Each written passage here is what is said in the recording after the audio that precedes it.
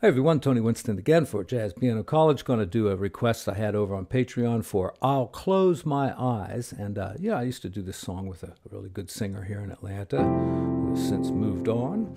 And this one I was able to come up with, some pretty typical kind of reharmonizations. Of course, the chart's down there in the description. Just click on the link and let's take it from the top here. And, I kind of mess around with the melodies. I don't think I'll get a copyright on this, but I'll mess around a little bit so I don't. Now, here, I'm just going to mess around with that inner voicing. The melody starts real close to that, the melody going on from there. So I don't know if that really works that well or not, but that's what I did.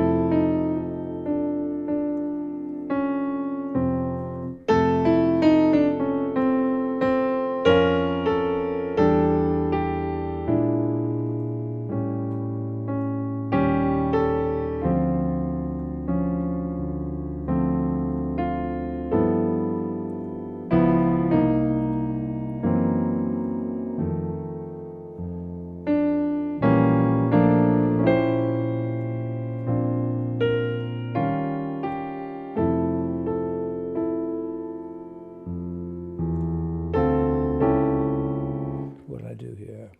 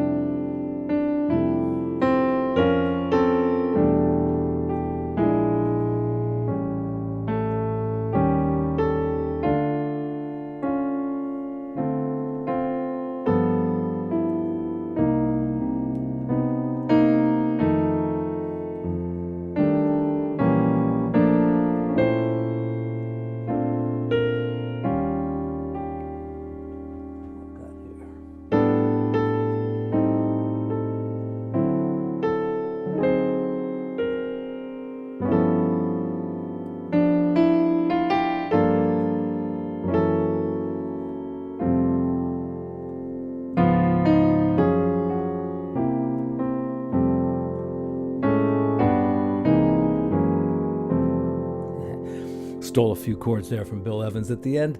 Talk through it real briefly. We've got a nice upper structure triad here. It's the tritone away from the C7th. And then we get to F major, messing around with that like I said before. And just, a little bit of a reharm there. And then, these are... You can call them tritone substitutions, but what's it substituting for here? It's not substituting for E minor 7th because that's not a dominant chord. A tritone substitution is dominant chords. So what we're really saying is we're changing the E minor 7th to an E dominant 7th, or in this case a suspended that, and that's the tritone substitution. And here A7. And then this is a tritone sub. A pure D minor here, then the major 7th, and then the D minor 7th works nicely. Just added a sharp 11th. And here, if you do the D flat, it's nice, but I kind of like to change the melody, like maybe do D minor, then altered D flat 7th chord, altered because it has a sharp 9, C minor. Yeah, and is it a tritone sub? It is if you think of this C minor as a dominant chord, which it isn't, but you could change it to that, right? That's a reharm thing.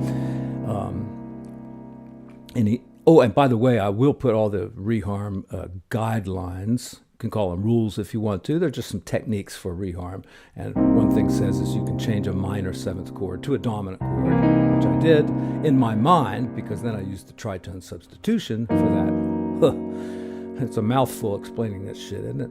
All right. And here, the 1 chord, just changed it and kind of hung on it to resolve it, then the E flat. Now here, I didn't really play this very well. You could mess around with this, and then maybe,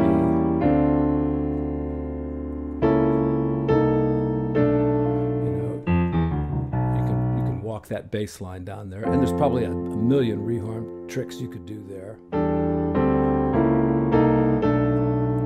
And I love this chord right here. So, I didn't try to reharm this because this is the minor 7 flat 5 with a 13. And it's kind of an unusual chord. It is a legal chord. A lot of people don't look at it that way, but and then we can just change it to that E7. And this is constant structure.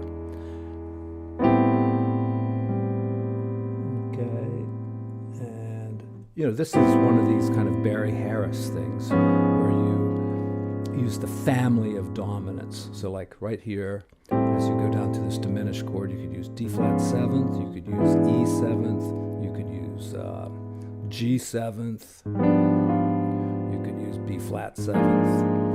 That's the family of dominants that works there. And then in the second half, I basically did the same thing. So let's wrap it up there.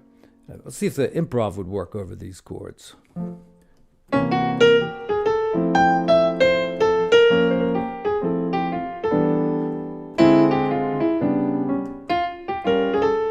Now, of course, when you play a rootless voicing, like A7th, and you make it altered, then you can do the same thing for E flat.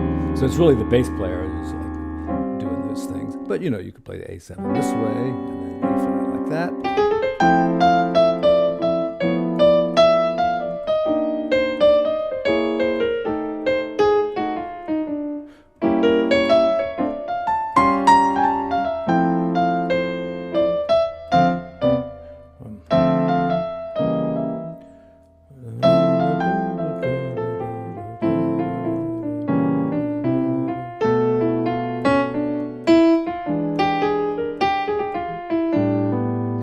You wouldn't want to put all that stuff into your solo, probably.